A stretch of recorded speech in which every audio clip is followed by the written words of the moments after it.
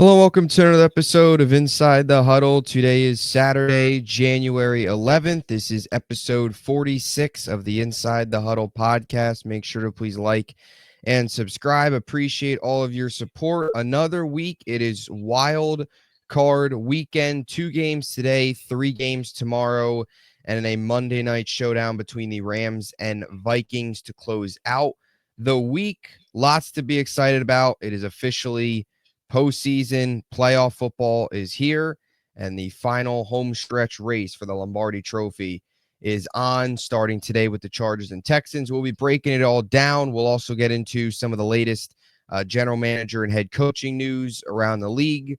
Team searching as interviews continue here. Searches kind of heat up. I would say this week a lot of interviews, next week a lot of interviews, and then you'll start to see late next week into the week after that, some of these dominoes start to fall and teams get their new regimes in place. So we'll talk about that as well here to open things up. DiMari, we're here. We've made it. 18 weeks flew by, and now a couple more left, but playoff football and should be a lot of fun. Yeah, I could not be happier that the regular season's over. I know both of our cases, struggling teams.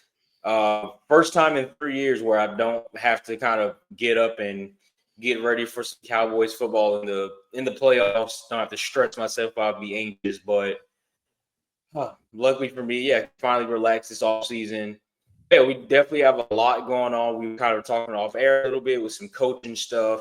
Like you say, you previewed slightly about the games, and now a lot of teams, they kind of focus towards 2025. So, I'm expecting to see a lot more news as we go through our offseason transition. A lot of news with some coaching changes. It's mock draft time.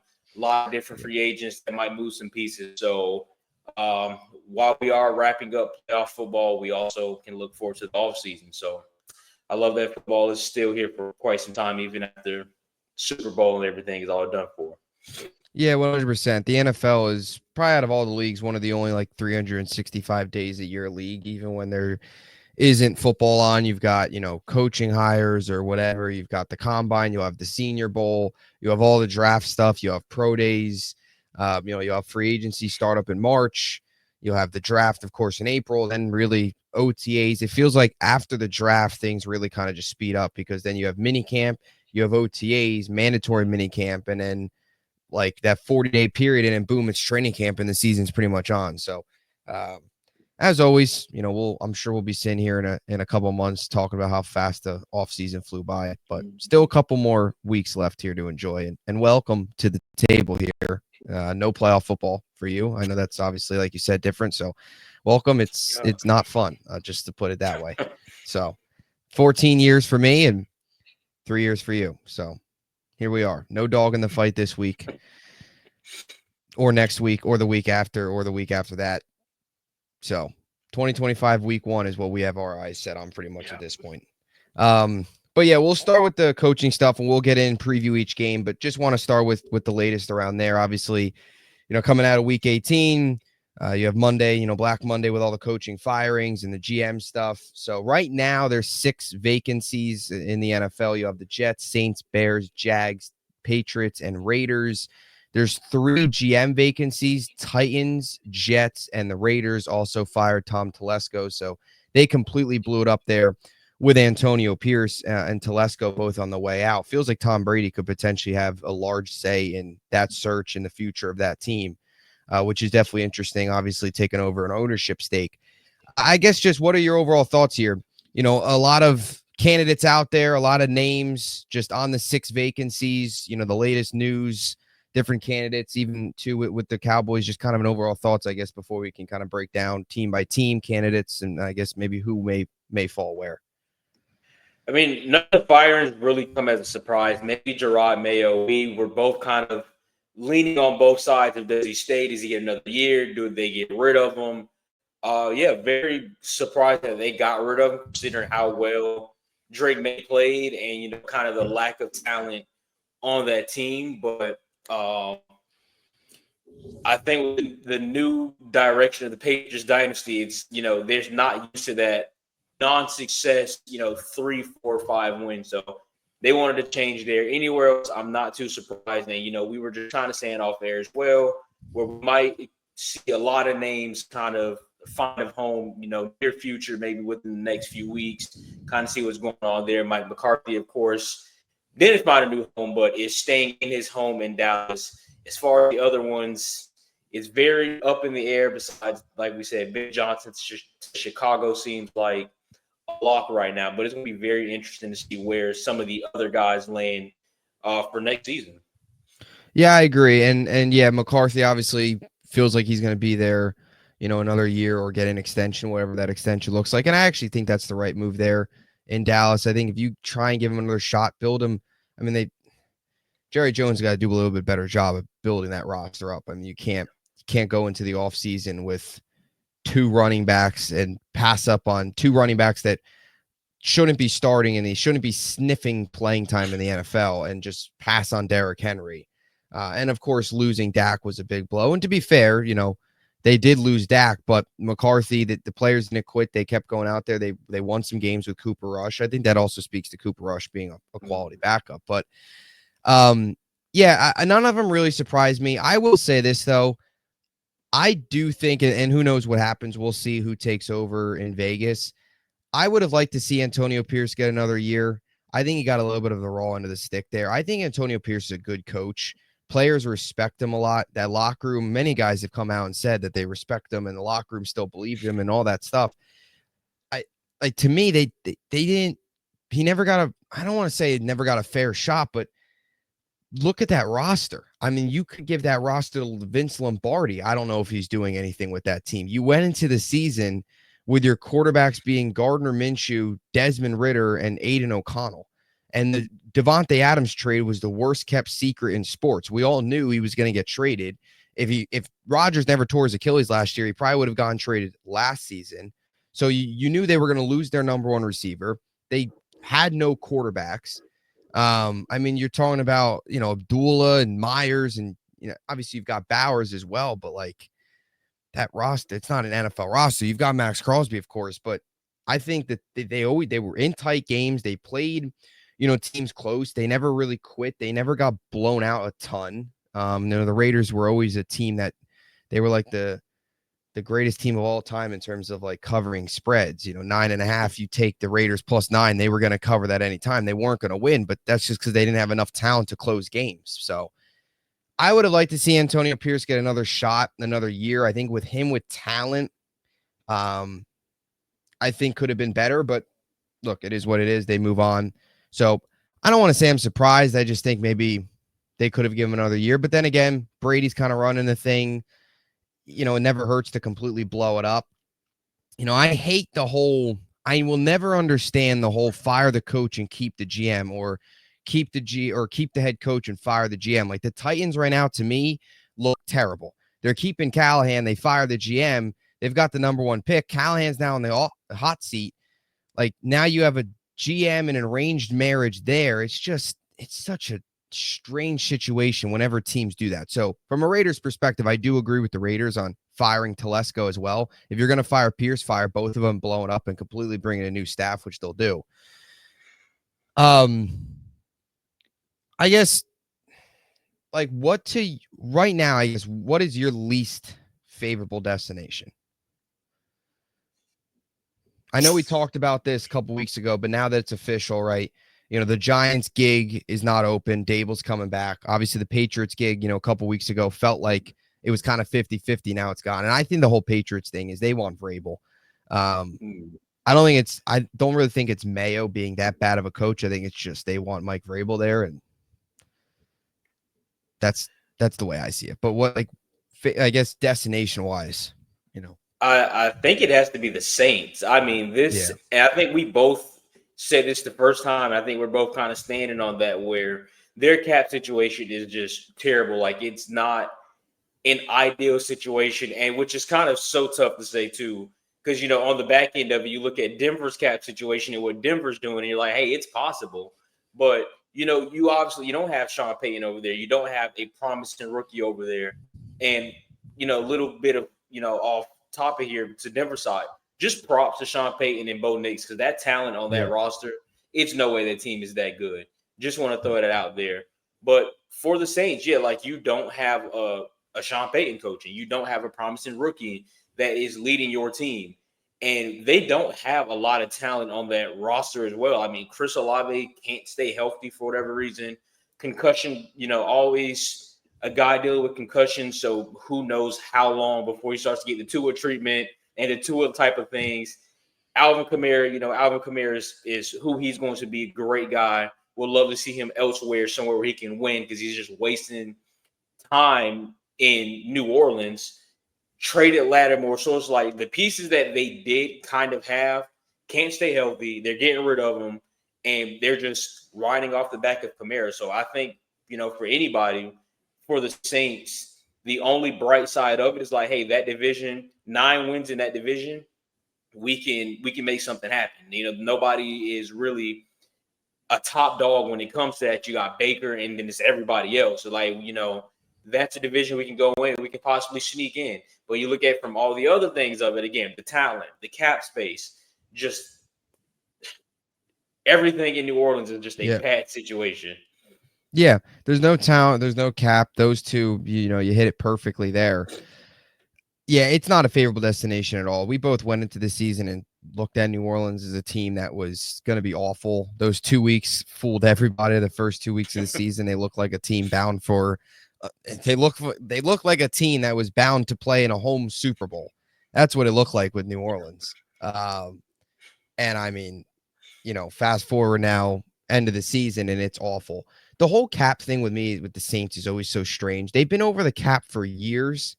Like, they need a complete reset, overhaul, blow the whole thing up, get back under the cap, create some cap space down the road, and just build it from the ground up. They're still trying to like scotch tape this team together, and it's just not working.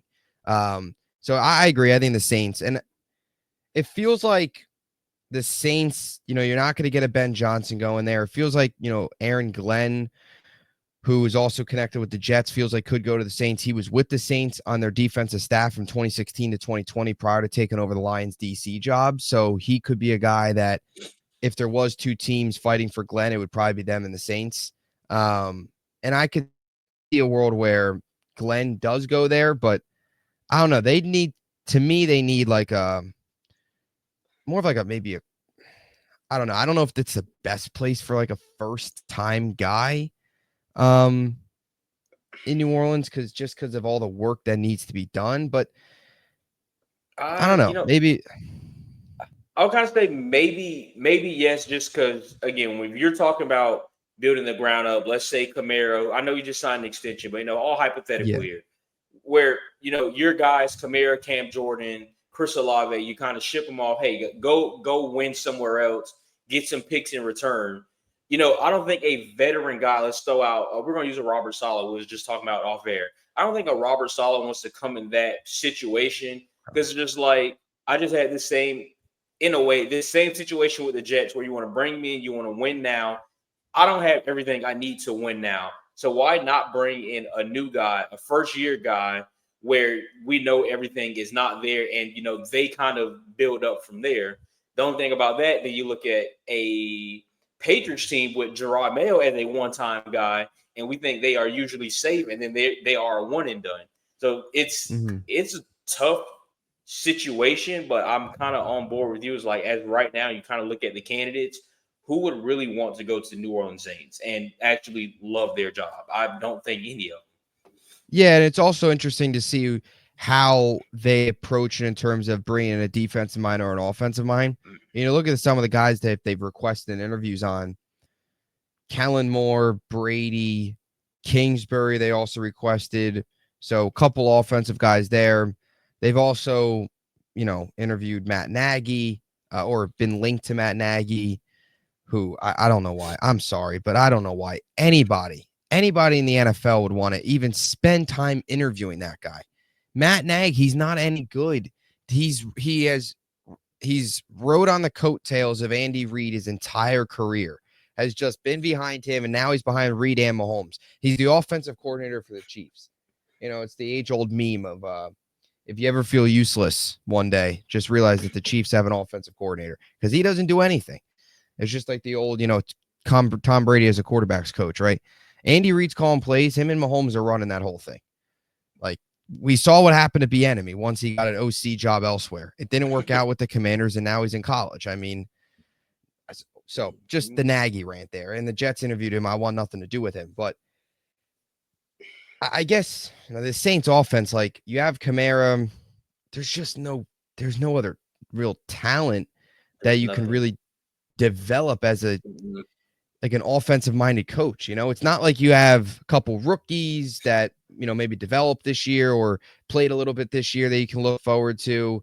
You've got nothing. I mean, I know you've got Olave, who, of course, missed most this year. I think he played 8 games this season. He played, missed more than half the season. You've got that, but who's your quarterback? I mean, Spencer Rattler. Is that who you're rolling out week 1? You're not bad enough. You don't have a top 3 pick. You're not picking 1 or 2 for Shadur or Cam Ward. And I'll just say this too on a side note. Cliff Kingsbury is an interesting candidate. I could certainly see him getting another job, but Cliff Kingsbury is going to be very picky because he's getting paid a head coach's salary by the Cardinals right now to be an offensive coordinator. So he has no reason. He's in a perfect situation working with Jaden Daniels. He would be stupid to jump the gun and take a job that's not that favorable when he's getting paid like a head coach and he's with a team that's getting ready to play a playoff game tomorrow. So Kingsbury is another name to look for. Like Ben Johnson, we talk about being picky. Kingsbury is going to be very picky as well. I don't see him wanting to go to the Saints. So, and I don't blame him. I'm with Jaden Daniels. I'm with Dan Quinn. We got everything rolling. Why would I want to go stress myself out in New Orleans when I can just, especially depending on how far Washington goes. Let's just say Washington gets to divisional and they lose, or it's just like, hey, maybe next year we tweak a few things here and there. We bring in a guy here and there. We could be talking about a possible Super Bowl. Why leave that for Spencer Rattler, who I think has can be a promising quarterback with the right pieces around him. But why leave that for New Orleans? It's a bad thing. I wouldn't even. I can't. I don't know who would take that if they offered me, and I probably can't call plays in the NFL. I wouldn't even take that job. It's just not ideal. Yeah, and it's not like you're going to New Orleans where they have $160 million in cap space this year, where you can maybe go out and sign a T. Higgins or somebody like that, or maybe sign, let's say, I don't know, in some world, Sam Darnold, right? If he hits the open market and the Vikings don't bring him back, they don't have the cap space to do that. They don't. Now, I know you can always manipulate the cap and stuff, but it's not even from a likable destination or a destination you want to go to. It's not even like it's from that perspective either, right? It's no cap space, no talent, no quarterback. That's about it. And a couple veterans on defense that are, aging, right? Cam Jordan, Demario Davis, Tyrann Mathieu. I mean, those guys are now foundational pieces for the future. And those are probably their 3 best players on defense. You could make the case they'll all be out of the league in a couple years because they're all getting older. So it's not a whole lot. I mean, the best player is Kamara, and then it's probably Olave, I would say, is like in terms of like cornerstone. I mean, I don't want to consider Kamara like a cornerstone piece just because he's already been in the league for a while. Like, he's already a player when he's healthy and out there. He's an elite player at his position. So he's been like the face. He's kind of the face of that franchise. But another maybe cornerstone piece would be Olave. But then again, great. Olave, good. You're going to be running cardio if Spencer Rattler's under center for 17 games next year. So anyway, that's the Saints perspective. I agree. Definitely least desirable. Some of the other openings, I think the Bears is a intriguing spot. You've got Caleb Williams. I think Ben Johnson will end up going to the Bears. Did you see that thing where the guy prank called Caleb Williams? You saw that? I did. He was very excited. So that better give the Bears some more fuel to hire him. It's like you can't get prank called and end up with some other coach. Like, you've got to get Ben Johnson now. No other way to put it. That was funny. Yeah. Jags is interesting. I'll be honest, man. The Jags are like, you look at them from the outside and Doug Peterson getting fired, we all expected. But why? How in the world is Trent Baalke still employed? You just blow. Shad Khan has got to be one of the worst owners in professional sports, and that's saying something because I'm a Jet fan. I've seen bad ownership. You're a Cowboy fan, you know Jerry Jones, of course, but I mean, like, what are we? He's on. What has Trent Baalke done to earn another year as GM? And this is the whole problem with these organizations is now if Ben Johnson, everybody's linking him to the Jaguars. All right. How do you know he's going to want to work with Trent Baalke, who I think we can all agree is probably on the hot seat? All right. If they win 4 games next year with Ben Johnson, Baalke's probably out. There's no excuses at that point. So then he's going to have to hire his own GM, and it's going to all mess up. Same thing with the Bears. And Ryan Poles is, you can make the case he could have been out with Eberflus, where they just blow it up and restart. I'll never understand the whole half doing it, half firing the head coach, half firing the GM. It just doesn't make sense. But I guess just the Ben Johnson stuff. Where do you feel him ending up? Maybe even the Raiders. I don't think so, but I think it has to be. It has to be Chicago. It has to be a deal. Yeah. It's probably a deal already done in the work, just pen to paper type of thing. That's the only place where it's the closest situation to like a win now opportunity, and I think that's probably best fit. Second year quarterback, obviously some pieces around him, and you bring in a young, innovative guy. It has to be Chicago. Yeah, I agree. I think Chicago, just from Ben Johnson's perspective, if I saw 2 teams, I'd go to Chicago before I went to Jacksonville. Because at this point, I think this is just what Trevor Lawrence is. I think this is who he is. I don't really know if Ben Johnson's going to get. I mean, he did get more out of Jared Goff, so maybe. But I just for me, I would rather go to a team with, Caleb. You've got Roma Dunze. You've got some young pieces. A guy that played well in year 1. A chance to really elevate him. Can I throw something in on that Jacksonville front? Mm-hmm. And I don't really understand. We look at Trevor Lawrence, and it's just all the excuses in the world. I'm probably going to go on a little bit of a rant here, but we look at certain guys, and this being a destination for head coaches, where we look at certain guys and it's like, okay, well, why would he want to go here if they don't have a quarterback? Why would he want to go here if they don't have talent on the roster? All these why ifs, but no one mentions the fact where I keep hearing from people, well, Jacksonville will be a great, specifically my friend, the Jags fan who I talked to last night. I think this would be a great spot to go to. You got Trevor Lawrence, and I'm like, well, Trevor Lawrence is going into what, year 5 of the league, year 4, and he hasn't done anything. Yeah. He is 5 because he was drafted with Zach. He has not done anything. Like, he has not done anything to prove, like, hey, in year 5, by the way, to prove, like, hey, I'm the franchise guy for Jacksonville. You build around me, I can do something. So I don't really understand it where everyone keeps looking like, well, he's on the fairly young side. You're in year 5, dude. You have to figure it out. So for what head coach, and I say this respectfully because Doug Peterson wasn't a scrub. They didn't just bring in some scrub guy to, start trying to turn this team around. He was a proven guy. He was a proven winner.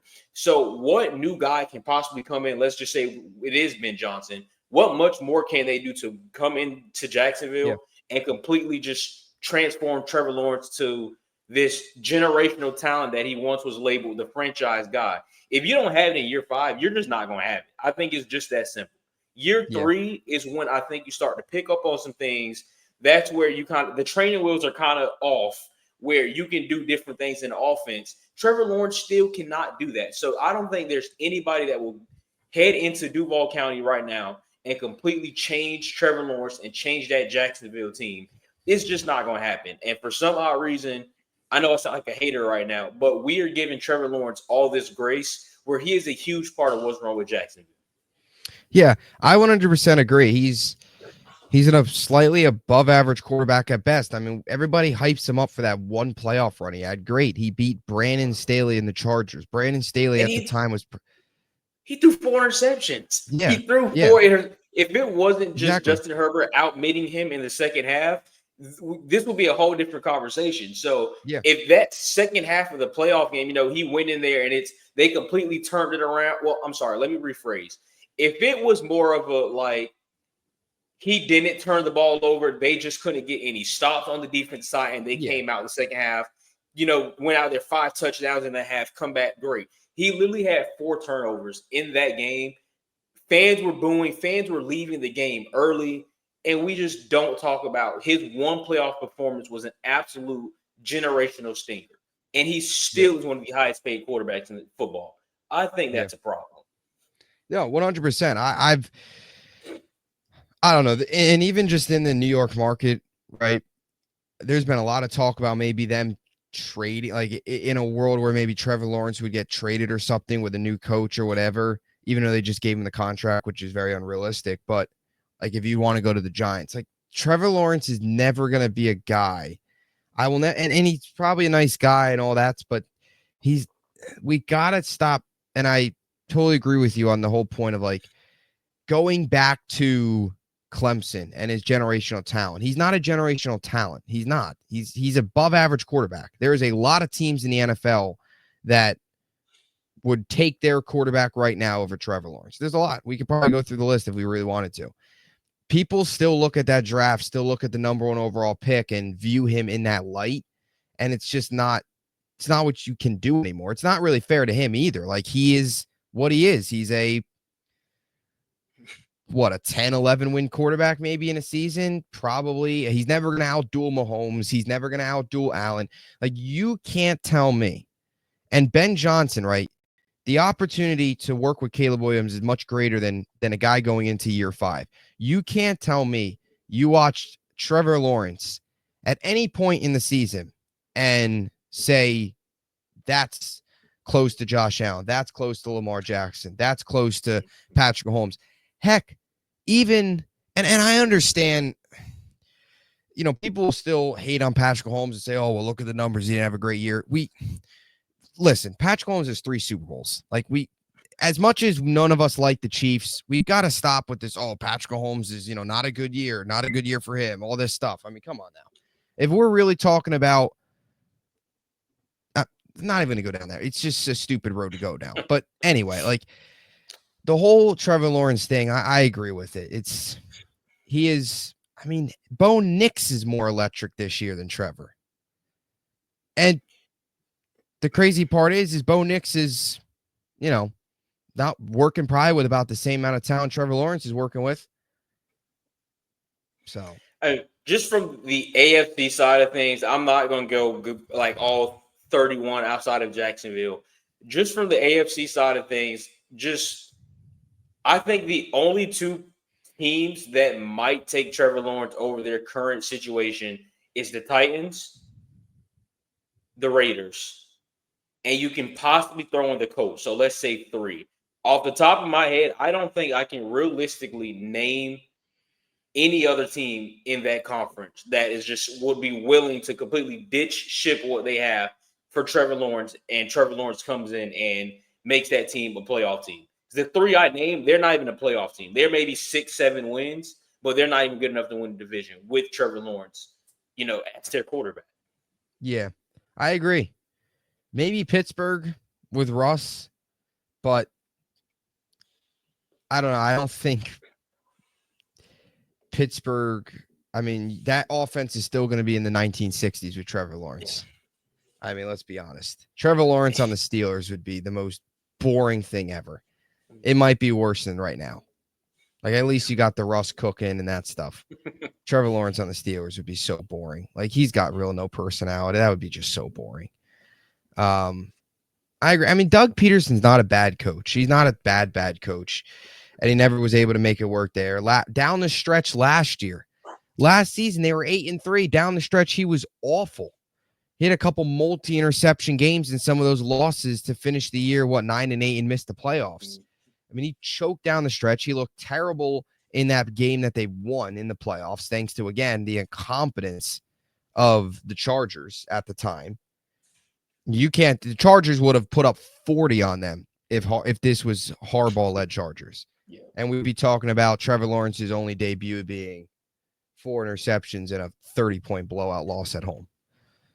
So I agree. The Jaguars are just Trevor Lawrence. He's so overrated. So overrated. People are like, oh, people, trade for him. First of all, they're not going to trade him away because they just paid him. But it's like, no, he's not. He's not a great quarterback that's going to elevate your team. He's just not that. He's good. He's solid, but he's not elite. And I respectfully, I mean, they are not. His core will not get you to a Super Bowl at all. But let's not act like he has scrubs on that offense. I know Christian Kirk was hurt, but now next year you get Christian Kirk back. You have Brian Thomas there. Etienne, I know, did not have the best year. Etienne should bounce back. You have Bigsby behind him. You have Evan Ingram. Like, you have pieces. You have enough pieces to win a division. I am 100% with you. You're not going to outduel Lamar, Josh Allen, Joe Burrow. Like, you and your pieces are not good enough to beat those guys there, but they are good enough to get to the dance, and you can't even do that. Yeah, I agree. So that's, I guess, the Jags' point. I would say, if you had to make a prediction, who do you think goes where? Patriots is going to be Vrabel. My prediction for the Jets would be probably Glenn. If I had to make a prediction right now, Aaron Glenn. Saints, I don't even know. Darren Rizzi coming back. I could see maybe like Kellen Moore taking a job there. Right? He won't be that. It won't be that major of a contract. That'll kind of be the. I don't know. The Saints is. I don't know, what's a coach that got hired that was like not really. There was no reason behind it. There's probably been a couple. Kellen Moore will get hired. He'll be there for like 2 years, and then they'll be looking for somebody else again. Unless if they, I don't know. There's nobody that can go in there and turn that team around. I just, whoever's doing it at this point is just for the fact they want a head coaching gig and want to kind of prove themselves. I don't think it's to seriously try to win. I just don't see it happening. I agree. That's where I'm thinking one of these first-time guys, maybe that's just wants a coaching job so badly, would take it. Bears, I think, end up with Ben Johnson. Patriots, Vrabel. Raiders are interesting. I could see Vrabel going to Vegas too, just because of the relationship there with Brady. And I get the whole Raiders thing with they're in Vegas. The NFL, wants a winner so badly there in Vegas. It probably wasn't the smartest thing to move the Raiders there if you wanted, a winner in this era of football that we're living in. You could have moved a couple other teams to Vegas, not the Raiders. The only thing with the Raiders is their roster is so incompetent. There, you go through outside of Max Crosby, there is not a legitimate star on that roster. It's Max Crosby. That's it.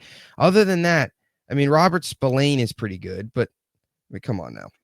I'm just so out of touch with anything the Raiders have going on. I can't name anybody outside of Crosby, Bowers, Myers, Abdullah.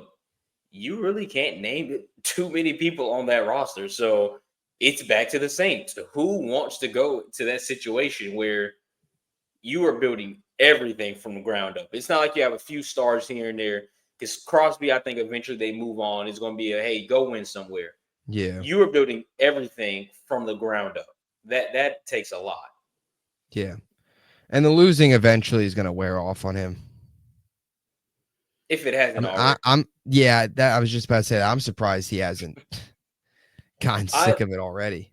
I think it's just the love and respect for AP is why he kind of stayed. Remember that it was that ideal of maybe he might end up in Detroit by the trade deadline, and he doesn't end up in Detroit. I think he was really, cared for Antonio Pierce. But now Antonio Pierce is gone. I mean, we get into 6 weeks next season, and we're sitting at 2-4, 1-5. If I'm Max Crosby, hey, put me on a plane to just not even a secure destination. You just pull a Jimmy Butler. Hey, you Yeah. trade me to any 31 teams right now. I don't even care where it's at, as long as Yeah. it's not here. I think that's going to eventually happen. Yeah. And another name to watch as well is Pete Carroll. Got an interview with the Bears. He's another name to look for here. Pete Carroll, I'm just kind of interested at where Pete Carroll's at in his career, his age, how picky he would be.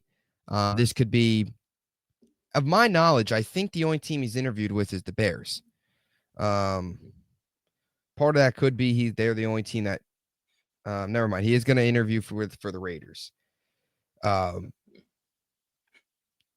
I could see that actually happening. Yeah. Just because of, and I would love the Jets to request an interview for him.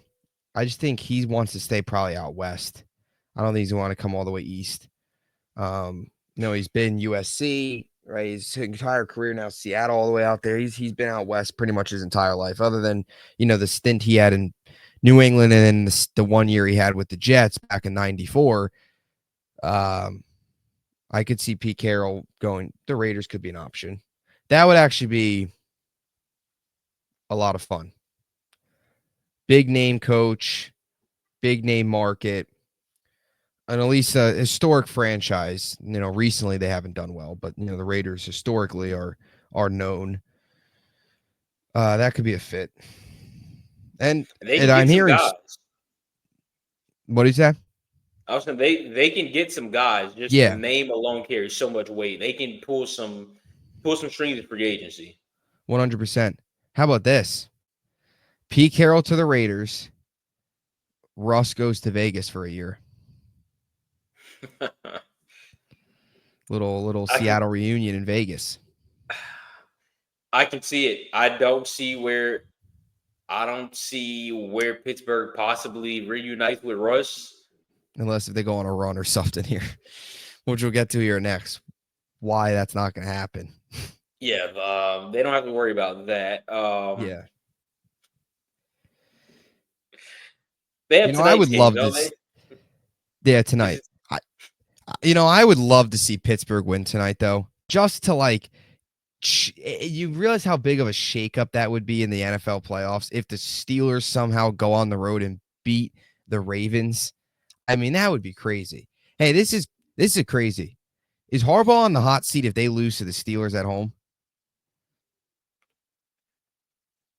Yeah, I think you have to be. I actually think you have to be. You have I'm not even going to go on a long rant about it. You have Lamar Jackson. You have Derrick Henry. Your defenses look so much better this is your best shot from the first half. This is your opportunity to win a Super Bowl. If you lose to a team that is on a 5-game losing streak at home, it's time to have some uncomfortable conversations. Too. Yeah, you got to have some conversations. The only benefit of the doubt, and I don't even want to go that route because it's like, okay, well, Zay Flowers isn't playing. But in the day, this is a team that has lost 5 straight games. They have to win today. Yeah. Honestly, kind of just to piggyback off that, do you think it's Super Bowl or hot seat? Do you think that is the direction for Harbaugh right now? Yeah, I could see it. I mean, this is the best team they've ever had with Lamar in the Lamar era. This is the best team they've ever had. They can win with you in multiple ways. I feel like in previous years with the Ravens, they were kind of one-dimensional. It was basically Lamar has to do everything or else they're going to lose. Now they can beat you in multiple ways. Lamar can beat you with his legs. He's also, of course, had a career year through the air. And then Derrick Henry can beat you. So this is the best team they've had. Defensively, they've got some issues in the secondary. That's been a unit that's had some holes in it this year. They've had some, rough patches, but defensively they're still solid. Especially recently, they've really dominated, some of these games, whether it was the 2 points against the Texans or, last week against the Browns. Bailey Zappi looked lost, which I think any defense could make Bailey Zappi look lost, but still, the Steelers game, a couple of weeks ago on that Saturday, right? They had a couple turnovers. Russ, I think, had the pick, had the fumble. So they shut them down. So they've been playing better defensively. But yeah, this is the best shot they have. Super Bowl or bust? Super Bowl or bust? I mean, I guess. I don't think they'll fire him if they get to like the title game again. No. Because the only thing is, and this is the whole debate too, and we'll get into it now with the Chargers Texans, but the whole debate of, firing the coach, it was one thing if you lose in a wild card game to like the Steelers. That might take, okay, you just went, another regular season, 12-5. You have Lamar Jackson throwing, 30, what did he finish this year? 40. I think 41. 41 touchdowns. That's the most he's ever thrown in his career by a wide margin. I mean, you have Derrick Henry, who is the best running back in the conference by far, right? Probably second behind Saquon, but best in the conference. You lose to the Steelers at home. I mean, that's where you start to think, all right, do we have to do some kind of readjusting of the core, But then again, and that's the same thing with the debate. I always hear a lot of Bills fans talk about, firing McDermott. Are you going to find a better coach than McDermott? Are you going to find a better coach than John Harbaugh? Like, I don't know. You fire Harbaugh, who's out there right now that's going to get you over the top? Vrabel? Maybe, probably not though. Like, I'm kind of glad. I'm glad you actually said that. So I'm going to go a little to the right here and go the Mike McCarthy angle of things before I tie back into Harbaugh type of things. Huge reason why they brought him back. You're not going to find a coach out there that's going to win you 12 games in 3 straight years. Things look terrible this year. Obviously, the team played. You can tell the team did not give up on them. They played hard for them. At a point in time, won 4 out of 5, could have been 5 straight. Cincinnati game completely just blew that. So, big reason why Mike McCarthy is staying in Dallas. So, after kind of careful consideration, I'm not too mad at it. But I bring that up because McCarthy is one of those names, along with Bills fans, that are like, oh, well, let's move on from this certain type of guy. Well, let's move on from this guy and go find something else. I think what people don't really grasp, and, for Harbaugh's case and for McDermott's case, and we were just saying, we're like, you build things up. We, with Lamar, with Josh Allen, we have built and built and built with our core. We have sat there and continued to build throughout these seasons. Guys come, guys go. But the core is, head coach, quarterback, offensive coordinator, quarterback. If we're winning 12, 13 games, we're getting to the dance. Why would I move on? That makes absolutely no sense. So you bring in somebody to run a whole new system where Harbaugh's system perfectly fits Lamar and McDermott's system perfectly fits Josh Allen. Why go bring in a brand new guy who's might have to adjust his system for the quarterback? The quarterback might have to adjust their play style to fit the system. Things don't work out, and now you're pointing fingers at the quarterback. It makes absolutely zero sense. So I don't think, because, at the end of the day, Lamar or Josh Allen are not gone. They're probably the last 2 people they're going to get rid of if, anything goes wrong. Yeah. But for, I think, both of those teams, where it's kind of like, hey, one of us don't get to the Super Bowl, we might got to consider moving some things, but moving on from a head coach that is proven that he can win is ridiculous. Yeah, it is. It would take a dramatic thing to happen. Maybe not even just losing to the Steelers. It would probably take like a blowout. It's got to be a blowout. Yeah, 31-10 offenses and show up. They're clearly not prepared. But Harbaugh he's gonna have the team ready. It'll just be the Steelers just going off for some weird reason. So anyway, I guess that's a perfect segue into our preview here of the wild card round. So we'll start here. Chargers, Texans, 4:30 Eastern. Texans lived in this time slot. Always have. Feels like always will. This Saturday afternoon in Houston. Chargers come into this game 3-point favorites. So Jim Harbaugh and the Chargers are heading into Houston, home underdogs. I don't think either of us, saw the Chargers being this successful earlier in the year, but a huge credit to Harbaugh, huge credit to, of course, Justin Herbert, who's had a monster season. Ladd McConkey stepped up in a big way. So lots of good things there. From the Texans front, it's been probably about, I guess when you think about the expectations placed on them earlier in the year, probably the worst regular season that probably could have happened to still be able to I make the agree. playoffs, especially from an injury front, right? You lose Tank Dell, you lose Stephon Diggs. Stroud has taken a step back. I think part of that too is the offensive line. It's been sluggish.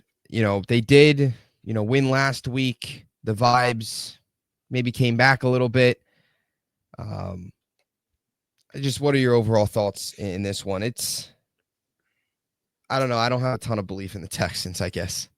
Yeah, I don't either. I honestly think only the Chargers only being a 3-point favorite is kind of a slap in the face to the Chargers, and that's kind of more about Yeah. how good they've been. I don't think they go in there and a 38-17 type of game. Yeah. But I don't have any faith in the Texans. I think the season ends today. Just too many injuries. Yeah, I agree. I think too many injuries, and I think just from a preparation standpoint, I have a lot of faith in Jim Harbaugh. First playoff game back, looking to become the second head coach. I actually have it here. I wrote it down. I saw it earlier this week. Jim Harbaugh would become the second head coach in NFL history to win a playoff game in his first season with two different teams. Pete Carroll did it with the Seahawks in 2010 and the Patriots in the 1997 season. So, looking to make some history there. Is it a big Ladd McConkey day? What a year it was for him. Do we see Ladd McConkey wild card legacy game? If it's not him, it's I can't believe I'm about to say this. Quentin Johnson. If it's not him, it's Quentin Johnson. I'm calling it right now. Yeah, that's crazy. It's crazy. We're talking about Quentin Johnson and Ladd McConkey going on the road and winning a playoff game. In 2025, Jim Harbaugh has led Ladd McConkey and Quentin Johnson and J.K. Dobbins, who was kind of a, in Baltimore, injuries and different type of things. But that being the core around Justin Herbert is about to possibly, we will see in the division around next week. Yeah, that's the big can't test. Make this up. Yeah, 100%. I would say just to try and break down the keys for this one, I think for the Chargers, I think starting fast on the road's important. I also think sticking to what they've done all year. I mean, they've played turnover-free football. They've played a really good team football all year, offensively, defensively, spreading the ball around, getting Johnson involved, getting McConkey involved, as Herbert's done all year. I think from the Texans standpoint, if they want any chance in this game or this year, this postseason rather, the offensive line has got to play better. It's got to. If it doesn't, CJ Stroud's already down weapons. He's not going to have any time to get the ball to Nico Collins or maybe an Dalton Schultz. I'd also throw Dalton Schultz in there as a guy that's got to start to probably step up a little bit. Wasn't a very good regular season for him. I feel like, he's maybe getting to the point where he's just washed, try and get Mixon involved a little bit. But yeah, it starts with the offensive line to me for Houston. I really think, and it's tough because the NFL doesn't work like that. But just as bad as the pass rush has been, you obviously want to get a lot of quick throws to Nico. Dalton Schultz, who lives for QB blanket, kind of at the sticks type of guy. A lot of screens to Mixon, who's very dangerous out in the backfield. But then again, you need protection to do that. And eventually you're throwing everything quick. A lot of DBs are going to start to squat on certain type of things like that. for Mixon's case, I mean, you don't want him chipping every single time he's back there. You want to try to get him out some, one-on-one on some linebackers. For Houston, if I had a key going into today, and it's live or die by it right now, Dan Campbell is living by it, but I think you got to be aggressive. We were talking about 4th and 3 and shorter.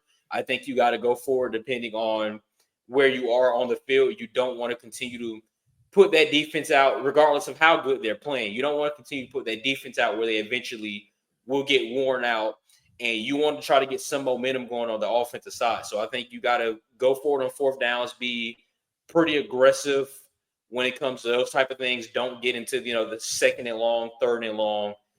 That is their best shot at winning today. Yeah, I agree. And I also think too, just from a Texans like defensive perspective, if they want to have success and help the offense, you got to try and find a way to get some turnovers on Justin Herbert. It's going to be tough to do because he hasn't turned the ball over. He's got 3 interceptions this year. 3 interceptions. I did not know that until I checked earlier. He only has 3 interceptions. It's crazy. It's efficient. Three picks. Yeah, very, very efficient. So I think one of the biggest difficulties has obviously been interceptions, trying to force interceptions for Justin Herbert. So I think if there's a way for Houston coming in as a home underdog to create some momentum, put the Chargers on their heels early, pick Herbert off, or even just, get to him, potentially force a fumble or something like that. Like I think they've got to create.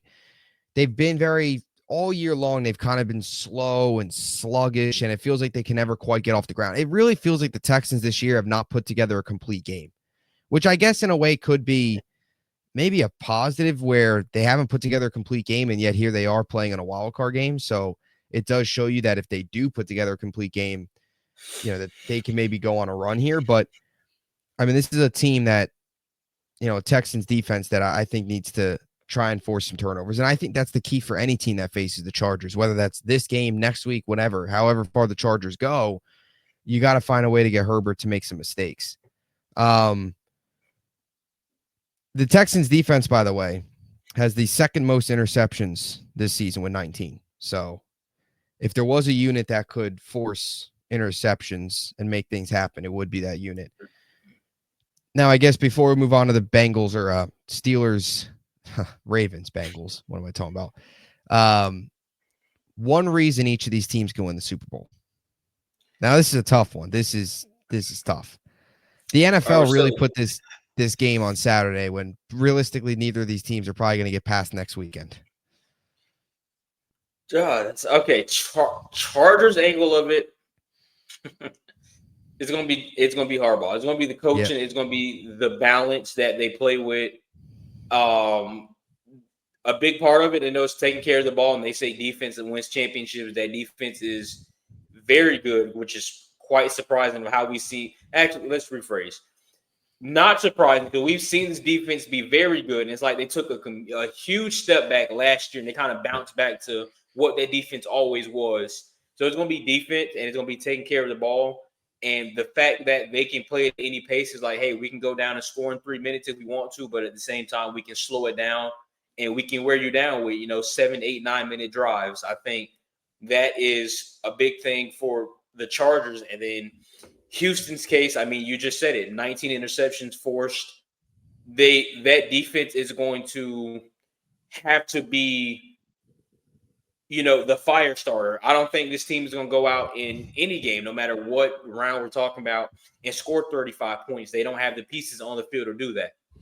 I think they are going to have to, get down to the nitty gritty. This is going to be where, hey, we can hold somebody to 17, but we can score 20.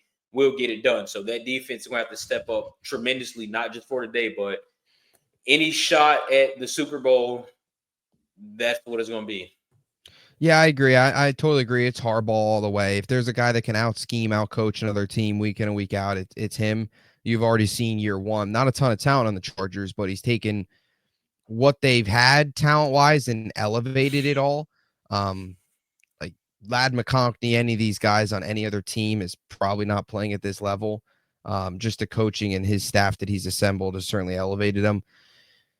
I would also say for the Texans, I would agree with that in terms of the defense. I would also say maybe one reason, but maybe one X factor too, kind of combine the two.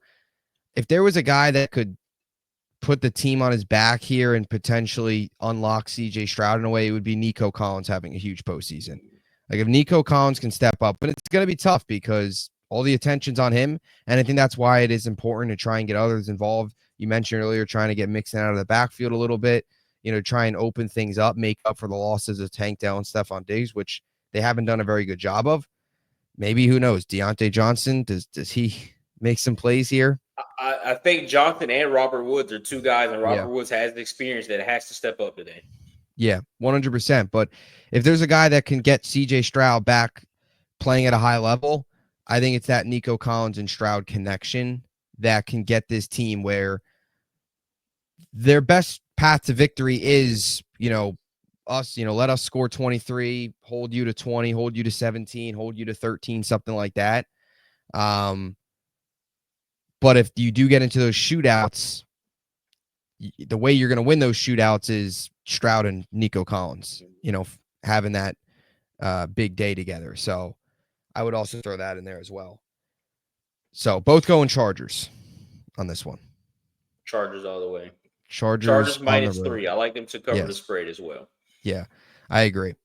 So road, I was about to say road upset, but it wouldn't be an upset. So road win here for the Chargers to open things up. Is the road team going to win the next game? Steelers, Ravens. No, I'll just say it. No.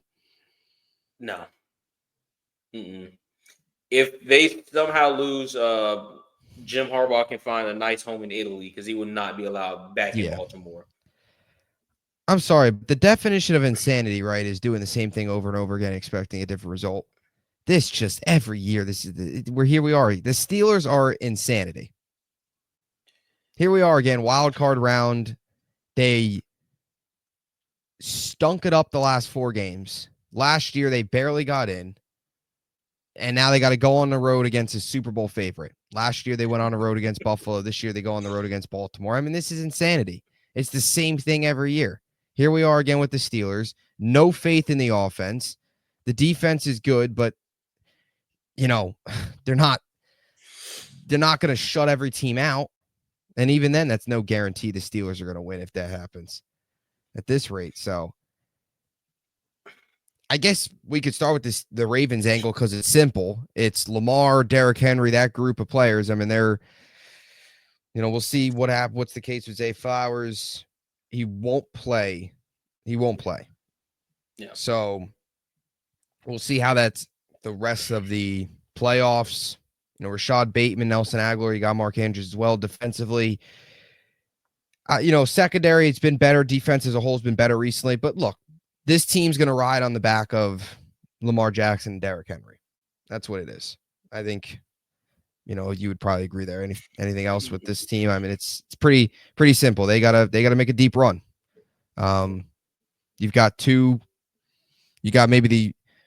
offensive player of the year candidate and a MVP candidate in the backfield.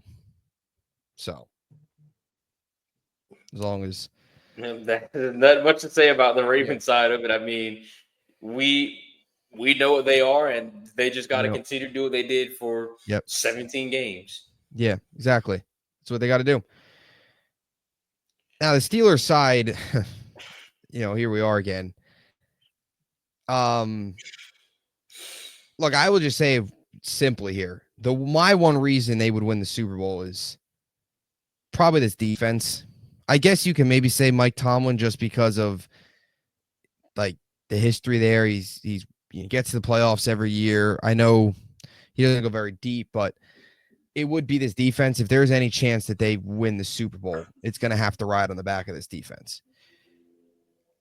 Maybe even TJ Watt, just himself, having a huge postseason and disrupting this Ravens offense. Offensively, though, for the Steelers, it's like it hurts your brain to try and figure out a roadmap to victory for them. Like, I genuinely feel bad for any Steelers person that has to do a show or something on keys to victory, because it's just, I mean, just we talked about this last week, and we've talked about this a lot. You just looking up and down this roster, it's not good. You're going to need Pickens. To put it simply, you're going to need Russ to look like he did. Russ is going to need to be able to play the way he played against, Cincy, had that big game against Washington. He's going to need that. The offense is going to need that. They're going to need to put up points. It's going to start with Russ. You can't have none of this, one touchdown, 150-yard performance and completing 55% of your passes and expect to go on a road and beat a Ravens team with Lamar Jackson and Derrick Henry. So I think Russ, it starts with him. He's got to have a big day. And listen, George Pickens, we both called him. Let's tell it straight up. He's a diva. I mean, he's very unpredictable. You don't know what you're going to get out of him. You need him to have a big day.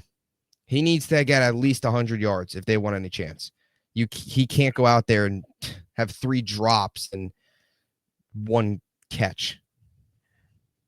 I think I'm going to use Houston on this. I'm going to use Pittsburgh on this since clearly the underdogs. Your guys need 8+ targets. Nico, George Pickens, you need 8+ targets today. Everyone in the building does know who that ball is going to, and it should go there regardless. So, with George Pickens, I mean, I know we like to joke about him being everything but a football player. He was transformed to Draymond Green the last few weeks and forgot how to catch the football last week. But and we talked about this last week as well, but you are supposed to be the face of the franchise. You are the guy on offense. You have to be the guy today. So, and it's not him. I mean, at the end of the day, he's not throwing the ball to himself. That's a big part of that is Russ, but I believe it's Arthur Smith. Yeah. Trusting Arthur Smith to get the ball to the playmakers. That's where they messed up. And that's the crazy part with this whole Steelers thing. It's not like we are like the least the Texans, right? You're putting your trust in the CJ Stroud. At least you can believe if Stroud's on his game, we saw what he could do last year. Nico Collins, same thing. If they can find a way to scheme him open, he's a very, very good receiver. Right? We already know about that defense. There's a lot of good talent. This Steelers team, just the names we're relying on. We're relying on a guy in George Pickens that is like, I don't know how to describe him. He's a diva, right? He's a diva. That's it. Very inconsistent. We're relying on Russell Wilson, who has not been good in about 3-4 years now. You're relying on an offensive coordinator that is meh, a retread coach at this point. That's what we're relying on. And Mike Williams and Najee Harris and Jalen Warren and Van Jefferson and Calvin Austin. That's the other guys too. I mean, we are relying on a guy that had Bijan Robinson, Drake London, and Kyle Pitts on the team last year, could not somehow get them the ball. And now they need to figure out how to go on the road against a division rival and try to get the ball to your 1.5. I'm going to say 2.5 playmakers. I'm going to say Pickens. I'm going to say Freiermuth. And I think Jalen Warren is very good and does not get the recognition that he deserves, both as a runner and as a pass catcher. Yeah. But I just don't trust Arthur Smith to do that. I think I have a better chance to go out there today and get Russ to throw for 240 and Pickens to get 60 yards than Arthur Smith does. I'm very curious. I told you I have a boy who works for Pittsburgh, who's a beat writer. As soon as we end up here and we wrap up, I'm about to go read what his keys were if he posted anything for victory today, because there's just nothing I can possibly think of. They don't stand a chance. They don't. No, they don't.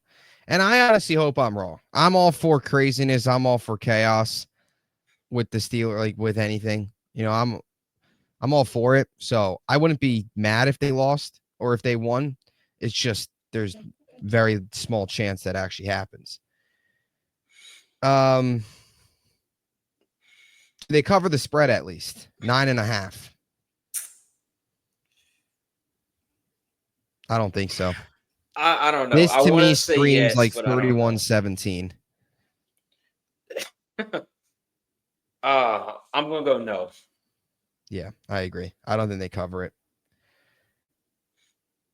Could this be one of these games where you remember when they won? Remember the Chiefs game they played a couple years ago when remember Mike Tomlin pregame? Was that Big Ben? Was that 2019? Mike Tomlin was pregame. He's like, "What's your message to his team?" He's like, "Don't blink. If you blink, we're gonna lose or something." Remember that? Oh yeah, And remember they scored. TJ Watt had like the strip six to yeah. score, and it was 7-0. And everybody's like, "Oh my god, the Steelers might actually go into Arrowhead and beat the Chiefs, the 1 seed." Or were they the 2 seed? I don't know. Was it the wild? I think it was the wild card. Whenever that was, whenever that happened. And then they lost. I think it was like 42-21 or something. They ended up getting smoked. I could see that happening again. They're going to score. Yeah, 2021. 42-21 they lost. But I could see that happening where they score like the first touchdown or Lamar throws like an interception and they make it 7-0. Everybody's like, oh my God, the Ravens are choking. And then it's going to be like 38-14. The script tells me the Pittsburgh will go up 10-3 at a point in this game. Yeah, And it's I gonna could be see it. OMG.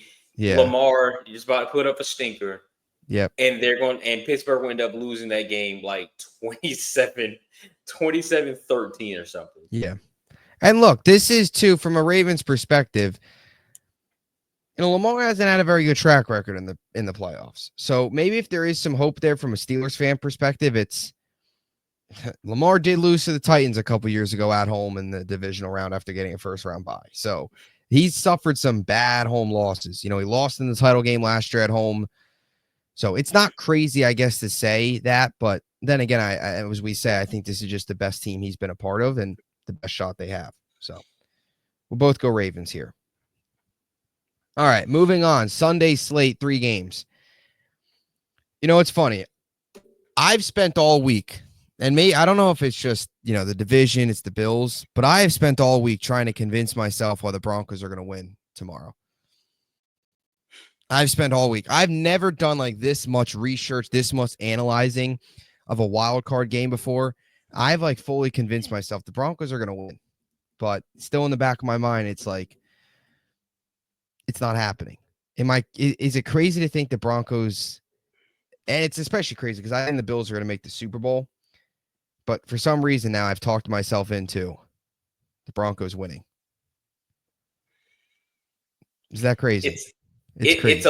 It's a long shot, but They have a better chance than the Steelers. I was looking at every matchup. I think they have the best chance. Yeah, in terms of like a major upset. Yeah, I agree. They got a lot better. I would very much so trust them more than the Steelers against the Bills. And I would say the same thing about the Broncos-Ravens game too. I would probably say, Broncos have a chance. I mean, deep down inside though, I think the Bills will win this game and the Broncos probably won't make it close, but I don't know. I don't know why I've talked myself into it. I think it's just they're playing with no pressure. They're going to be ready for this game. Sean Payton, if there's a guy out there, if there's a coach out there that can get a rookie quarterback ready to play in an environment like this, it would be Sean Payton. He's got a track record, right? Super Bowl, all those years in New Orleans. He's got experience. Similar to the whole Harbaugh thing, if there was one reason, which we actually forgot our one reason for the Ravens and Steelers Super Bowl. Oh, no, we talked about it. Did we talk about it? Yeah. I mean, yeah, it was it's just Lamar, Derrick Henry being Lamar and Derrick Henry. Yeah, and in the Steelers, it's defense and vintage Russ. Maybe. Yeah, so that won't be happening. But yeah, defense. If there was a reason the Broncos could win the Super Bowl, it would probably be Sean Payton. You've seen what he's done in year 1 with Bo Nix. If there was a defense that could stop Buffalo in the wild card round, it would probably be Denver. Out of the teams that could have played in this game, it would be Denver. This is a defense that's one of the elite units in the NFL. Zach Allen's had a huge year. JFM's been big. Pat Surtain, arguably the best cornerback in the NFL. So they've got some really good pieces. Jonathan Cooper's done some good things. Nick Bonito has had a monster season, potential defensive player of the year candidate. So they've got names all over the place.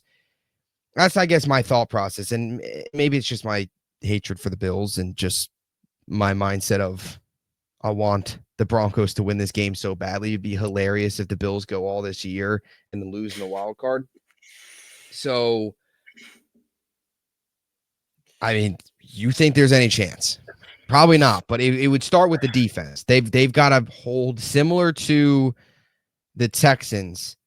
If there's one reason they can win the Super Bowl, it would be Sean Payton. The other reason would be the defense, because unlike if the Bengals would have gotten the 7th seed, they're a team that's going to need to win in shootouts. The Broncos, to me, is not a team that's going to win a game in a shootout. They can win a game 2017, 23-20, but Bo Nix on the road, a rookie quarterback, and mostly an inexperienced Broncos team from a playoff perspective, because they haven't made it in 8 years until this season. So a lot of these guys on this roster have not been to the playoffs before, or if they have, it's been with other teams, right? But it would be the defense, to put it simply. I don't think that's too crazy. Now that I gotta sit back and let it marinate, it might not be that crazy. And I'm in agreement there, because I'm gonna go from the Buffalo side of it. I can't remember where we have seen Buffalo just be absolute. Well, San Fran, you can probably say weather was a huge factor, but I can't really think of too many games where Buffalo's defense was like completely just stout, played amazing, and just completely shut somebody down. So now, Buffalo's thing has kind of been those games where it's like, okay, well, it's a 34-14, type of game. It's been Buffalo score, they get a stop. They score again, they get one stop. And at that point, it's just kind of like, the offense is rolling. The defense is playing up to the hype and the momentum of the offense. Boom. But for Denver's case, now Buffalo goes in this Denver game, and, we get 3 drives from Josh Allen where they can't score any points.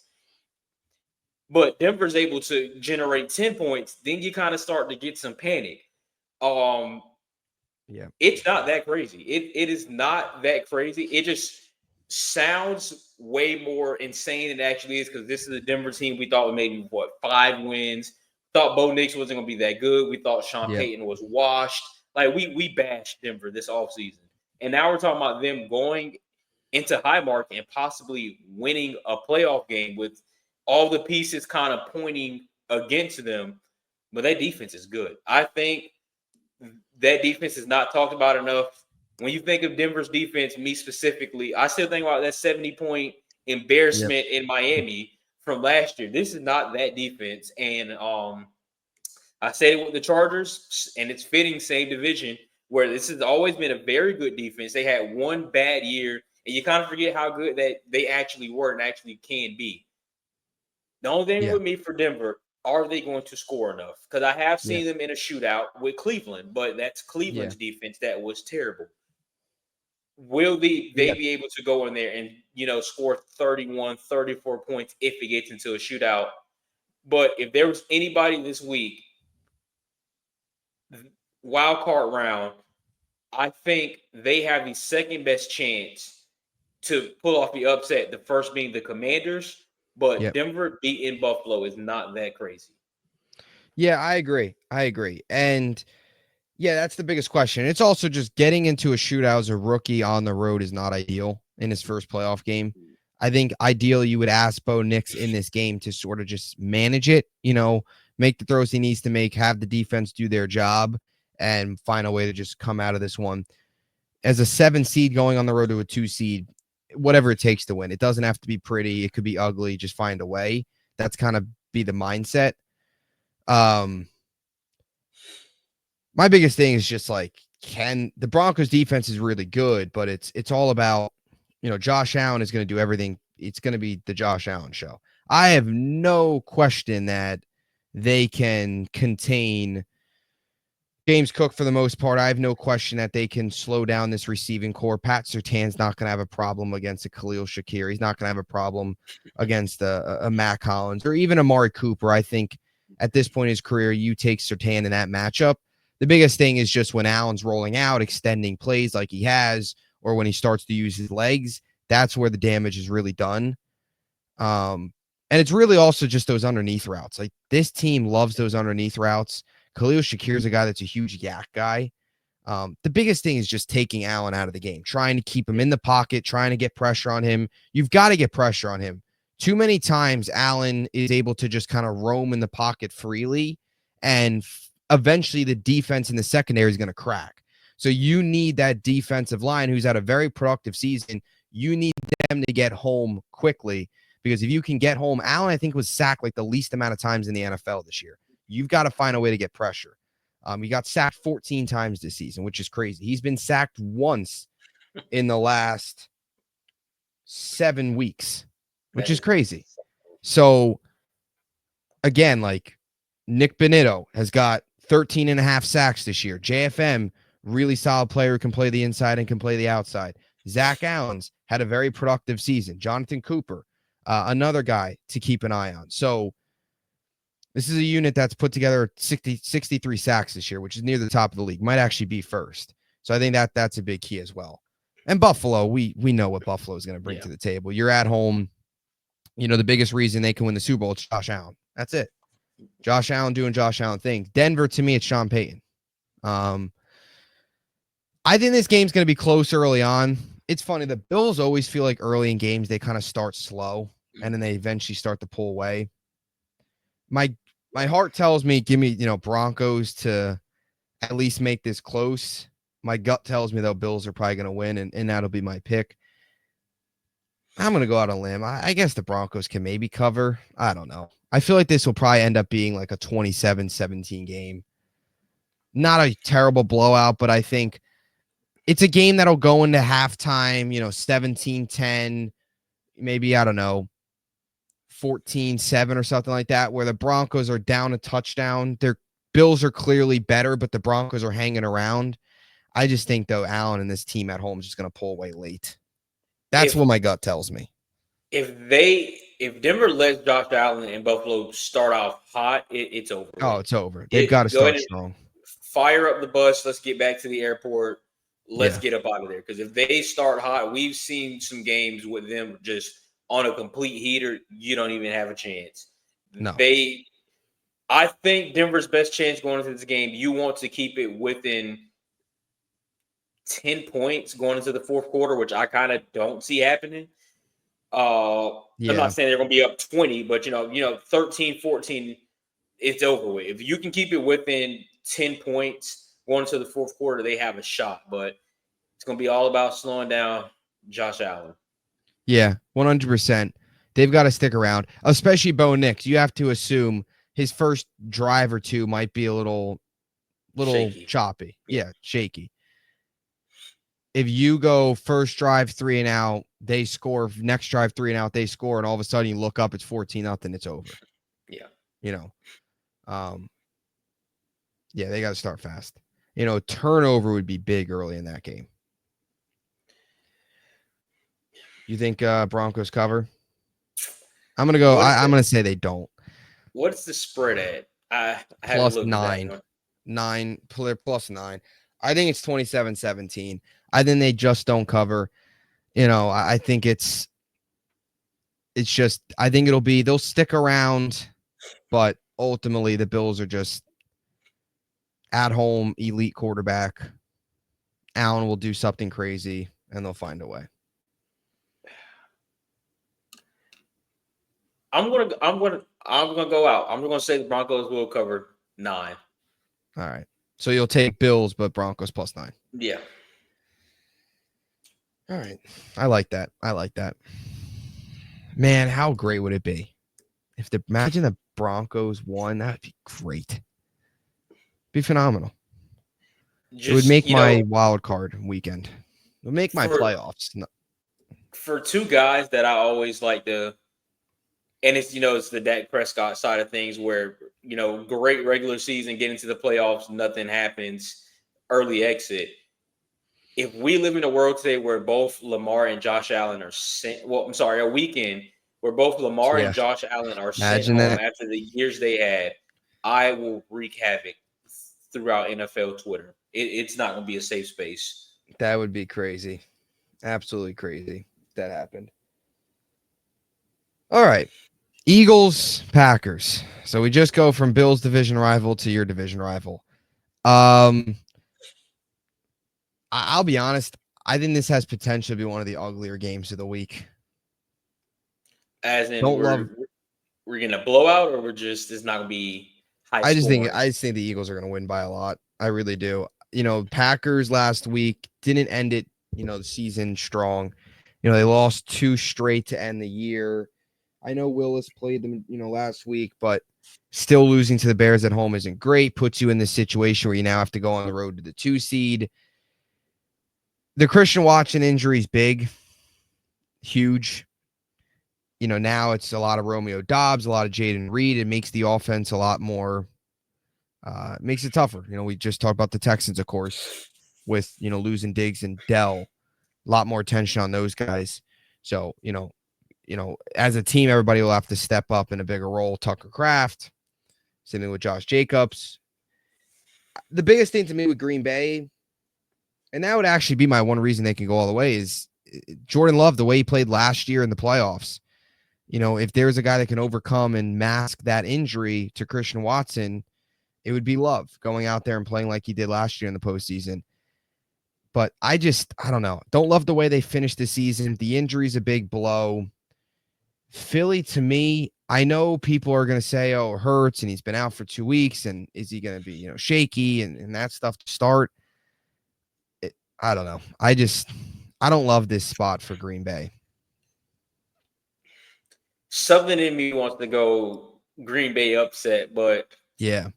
I don't see it. As well as Philly runs the ball, and my Jordan Love take before the season started, where I was like, he got paid off for 1 year.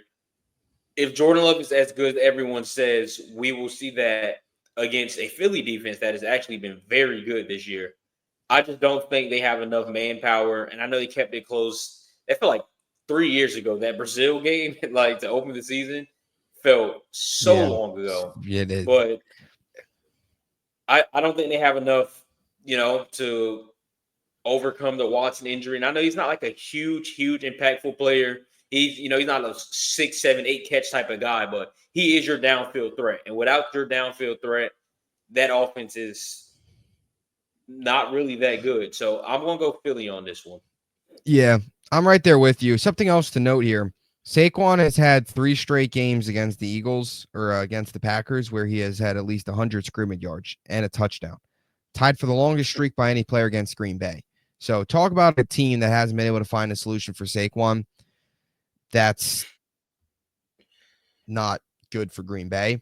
I also think this could be a big Saquon game early on where Hurts kind of just easing back into it, feed it to Saquon, get going early on, and then Hurts finds his rhythm again. But at home, this is a Philly team that should, I most likely them in Detroit, probably NFC title game. Yeah. Maybe we'll see. We'll talk about the other 2 games here, but the only thing with the Eagles, I guess, is the whole Sirianni thing. Like there is questionable moments with this team. There's been the whole Hurts and AJ Brown situation. So you do feel like that if things do go bad early in this game, they could implode and start panicking, and then all of a sudden that fuels Green Bay. But I don't know. I think Green Bay is. I mean, they did go on the road last year and win against the NFC East. Not to bring it back. I mean, going on the road against Dallas is like stealing candy from a baby. So it's impressive, but then again, it's not that impressive. It's Dallas at the end of the day. So Yeah. different monster they're facing this time around. I don't know. Yeah. Something in me wants to take Green Bay just because last year I picked Tampa over Philly in that wild card round. We see how that went. Baker Mayfield is still forever. I'm in your debt for that day. Yeah. So something in me is just I want to go Green Bay. I don't know. I don't think they do it. Yeah. What is the spread by chance? Spread for this one is Oh no, I just lost it. If it's like a +6, give me Green +5. Bay. Mm, That's tough. I'm gonna go Eagles. I'm gonna go Eagles -5. I think they cover. I'll go Eagle. I'll go Eagles -5. I'm gonna go with that. My gut feeling is not strong enough to go Green Bay. Eagles -5. Yeah, I agree. All right, Washington, Tampa. Give me the Commanders. I'm gonna jump right to it. I like the Commanders in this game. Give me Jaden Daniels, Dan Quinn, Cliff Kingsbury, and the Washington Commanders to go on the road against Tampa and beat the Bucks. I'm gonna do it. I'm I fully on board. I think you were out of everyone I've talked to that is not a Tampa Bay fan. I think you are. Sorry, what was I about to say? Out of everyone that I talked to that is not a Tampa, I think only Tampa fans think they are winning. Everybody else is on the Commanders board. Yeah. I don't know which way to go with this one. I think spread is at 3.5 and Yeah, Tampa's favor. it's tough whichever way you look at it. It feels like the Bucks are the high floor team, right? They have a very high floor. Their ceiling's not very high, but they have a high floor. Low ceiling team though. Commanders perspective, you don't really know how low their floor is when it comes to the playoffs, but you know their ceiling's very high with Daniels and this culture shift and that stuff. 12-5 in the regular season, better the record than Tampa. You get Marshawn Lattimore back, which is big, especially considering we might see some Mike Evans Lattimore battles. That would certainly be something I think fans would want to see. I just think Daniels has a big day. I think Daniels is a guy that's built for games like this. I think he has a huge day. I think he goes out there. I didn't love what I saw from Tampa's defense last week against New Orleans. I mean, they let Spencer Rattler look competent. That's not a good thing. I also think coaching wise, I think they have the advantage. Washington has the advantage. That's what's tough because I mean neither defense comes in and you're just like, okay, well, I Yeah. think they play well enough to kind of take over that game. The offenses are just both very good, but Tampa's defense last week very concerning, struggling with Rattler being able to extend plays with his leg and step up in the pocket. That's Daniels, that's his bread and butter right there. Yeah. But all favorites cannot win this week. So Yeah. if Denver is not going to upset Buffalo, I am going to go with the Washington Commanders with you and Yes. the entire world that's on board with Washington. Yeah. I feel like this is like the upset pick that feels like the favorite because everyone's just picking them. Yeah.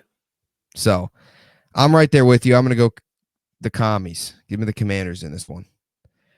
One reason, to me, it's Jaden Daniels. I think Jaden Daniels could be a guy that just goes off. If we're talking about Super Bowl, why? I think for both guys, it's the quarterback play. Yeah. You know where I'm at with my Baker for MVP type of thing. Yeah. I'm gonna go Baker is the reason why Tampa could possibly make it. And Washington side of thing, I mean, Daniels has been great. Cliff Kingsbury is, oh my goodness, he's been great. Nobody talks about it. Dan Quinn has been fairly great, but when it gets to the playoffs, he things don't always go as well for Dan Quinn led teams, or teams and defenses. Yep. So just don't get up 28-3. That's it. And you are allowed to not let the quarterback throw for 500 yards on your defense, by the way. So Washington, though, I'm gonna go Washington. Give me Washington as well. I'm gonna go Washington. I think it's gonna be high scoring. Give me Washington 27-23. Decently high scoring. I like 30 for both of these teams. I'm thinking 37, 33 type of game. Washington in Washington's favor. Big day for Daniels. All right, final game. Vikings Rams moved, of course, to Arizona due to the wildfires in California. Vikings coming off of a really tough loss where Darnold looked terrible against the Lions to close out the season. Rams are a team experienced, well coached, quarterback that's been there, done that. On a roll. I know they lost last week playing, the Seahawks, but then again, that was, the Jimmy Garoppolo led Rams team. So a little bit different there. A team that prior to last week won 5 straight, a Rams team that started 1-4 since that point, has gone 9-3. The Rams are rolling. They're getting hot at the right time. I know it's crazy to think we both picked Vikings last week to beat the Lions, and here we are now talking about the Rams, the Vikings maybe losing this game. But I like the Rams in this one. I just think this is, after last week, the Darnold looked poor, and we know the Vikings in the playoffs.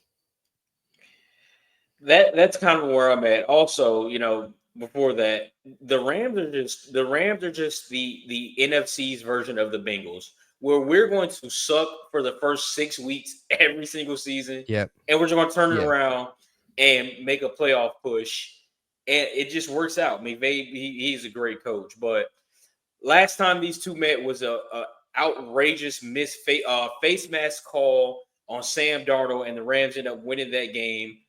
It's not happening this time. I know Minnesota's track record in the playoffs is not ideal. I mean, when you lose to Daniel Jones, I think that sets your franchise back at least 12 years. But I think the Vikings bounce back. I think that left a very bad taste in their mouth. They were on fraud alert. And, Sam Darnold, who is a guy playing for a contract, whether that's in Minnesota or whether that's elsewhere. Kevin O'Connell, another one that kind of not too much from like mainstream media, but a lot of people that do watch ball kind of think he's kind of a fraud. It's like, hey, you get there, you can't do anything as well. Yeah. I think Vikings are going to beat the Rams this week. It's going to be close, but they're going to win. Give me the Vikes. Yeah, I think the thing with me is just the Rams and the experience that they have. Like, I do have some questions here about Darnold. Last week in a big game, didn't play well. Now, another big game, still road game in the playoffs. And I'm rooting for Darnold, but I don't know. I just feel like it's tough sometimes to go against a Stafford, a McVay in these type of games. So I'm gonna ride with the Rams. It's interesting to think, like, if the Vikings would to lose this game, do you feel that's it for Darnold? In Minnesota, you have to run it back. You have to run it So back. even if they get I bounced. where they finished? 14-3? Was that the Yeah. final record? Same thing we say about the coaches. You're not about to go find a guy that just leads you to 14-3. And he could be, the argument could be, all right, well, he's a system, it's the system he's in and these type of things. But I think Darnold played just way too well for you to, kind of, well, hey, thanks for your contribution. Go find somewhere else to play. And let's bring in a rookie quarterback that has missed an entire year coming off of ACL. It's not ideal. You're running back with Darnold. Yeah. Yeah. It's going to be very interesting to see what happens with that whole quarterback situation, whether they run it back with Darnold, go to JJ McCarthy. Do they trade McCarthy? Do they, however they plan that out? That'll be interesting. One reason Minnesota can get to the Super Bowl, I mean, they're so balanced on both sides of the ball. Yeah. I know the defense didn't look too well. Neither side looked too well, but this was a team that was so balanced throughout this year. But it's going to be Jefferson and Addison. Jefferson, yeah. Yeah. Yeah. It'll be that 1-2 punch. I mean, now this might sound crazy. If we're just looking at core pieces throughout all of the NFC, is it crazy to say I think Minnesota has the best core and that's why they would go the possibility of going to the Super Bowl? Jefferson, I mean, Addison, best deep. 1-2 punch by far. Make the case in the NFL out of every team remaining. Yeah. You look at that 1-2 punch, and Yeah, I mean, I would agree there. Like if the 1-2 punch, if Jefferson and Addison, if there's no answers from the defense, that's where things open up for Darnold. We've seen him hit, Jefferson on some of those really deep bombs this year. He missed them a couple times last week, couple bad throws. So that's on Darnold, but there's really no recipe yet for how to stop Jefferson. It's the age old, you can only hope to contain him. That's really what That's it it. is. You don't stop him. Yeah, and that's what makes it so difficult is when he's open or when he's not open, then Addison's open potentially. It's tough to focus on both of those guys. So, yeah, I mean, best 1-2 punch in the NFL, Addison and them are up there. And Hawkinson as well deserves credit. So, I agree. Rams, to me, it's Stafford and McVay. Yeah. That's what won it for them in 2021. It was also their defense and Aaron Donald. But to me, that's it. That's why they're still here. It's a coach that's really good, a quarterback that's been here, done that. To me, it falls on it's them by far.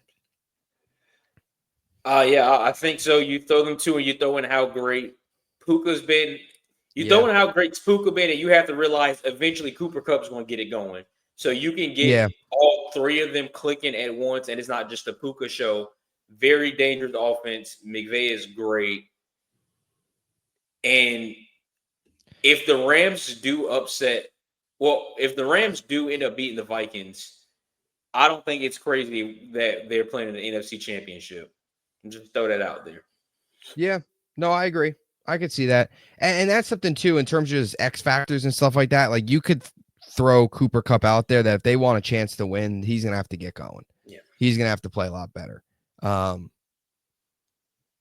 I think that's something that, because if he continues to be a non-factor out of the equation and then teams start to find a way to kind of take, Puka Nacua out of things a little bit. And if he starts to slow down, then that's where you get into a tough spot where you're left with, you've got DeMarcus Robinson, Tutu Atwell, you have Higbee coming back, but outside of those guys, you get thin. So Cooper Kupp needs to have a big postseason. The spread for this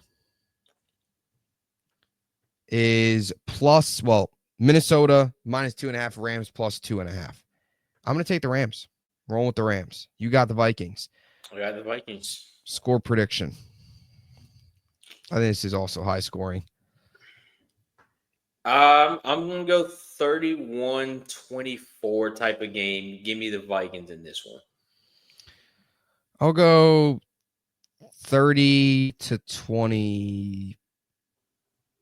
I'll go 30-26. Rams. Late. What's going to happen? Nah. Rams 30-26. I don't think anything dramatic happens late, but I do think they win. All right. Any closing thoughts? Just enjoy playoff football again. I started off the show saying it. I'm going to end it saying it. I'm just so glad I don't have to watch my team ruin my weekend for the next 6 months it is or whatever. Yeah. We're back into the regular season, so let's just enjoy what we got. National championship coming up soon. A lot of good football to be played. It's a good time to be a football fan. Yeah, sit back, relax, just enjoy the games. For those of you, and think about a little bit of your team. You could dream a little bit on these days about your team eventually getting back in. As a Jet fan, I do that every year. Especially when I see former Jets like McCall Harmon catch touchdowns to win the Super Bowl. I mean, you're not missing much. It's nothing but stress, anxiety, and what ifs going through your head all until you play. Especially that 1 week, that 1 year, or that might have been year before we played Brady on the Monday night. Just a weekend full of stress. What ifs? What's going to go good? What's going to go bad? How you're always thinking of everything that could go wrong. Yeah. Enjoying it off this year. Good luck to the fans that are going through it. One more for you. Your AFC and NFC, I guess you can say, who are you pulling for? Both conferences, if you had to pick. Like to win the Super Bowl or just win this week? Win the Super Bowl. If you hop on the bandwagon, playoff time. Lions in the NFC would be my top team. I'll also pull for the Vikings and Darnold. So I guess Lions, Vikings, but mainly Lions. And in the AFC, I'm pulling for the Broncos this weekend, but they're not going to win the Super Bowl. I guess team that actually would have a shot at it. I like both the Texans and the Chargers. I like both those teams. Ravens, not really. No. Steelers. I mean, I love the chaos for them to upset the Ravens, but I'm not rooting for them to go to the Super Bowl. I would say my biggest team is just the Lions. In the AFC, nobody really, really moves the needle. Last year, I was rooting heavily for the Texans. This year, it's not so much now that it's year 2. Although my Super Bowl prediction was Lions, Texans. So from that perspective, to get that correct, that would be something to root for. To me, it's just as long as the Eagles don't get in, the Chiefs don't get in, the Bills don't get in, I'm good. Or at least don't win. Right? The Ravens getting in, that's fine. Yeah. Texans getting in, I'm fine with that, no problem. Tell me the Rams go to the Super Bowl, but say Lions, Texans, and sure, Chargers as well. Throw the Chargers in there. I'll root for the Chargers. What about you? I'm gonna go Lions, Ravens on my side again. The thing with Lamar being back from kind of my area of town and back home. Lions, Ravens. If I had to pick one to win it all, it will be the Ravens. So we will see. Yes, we shall see. Lions are interesting, and we'll talk about them next week. But I just wonder how much longer they can take these injuries on defense. Yeah, there's only so much Glenn can do, as we spoke about earlier. So. Anyway, that'll do it. Enjoy the weekend full of football, and we will talk to you guys next week, previewing all of the latest around the NFL and, of course, the divisional round as well. So talk to you then.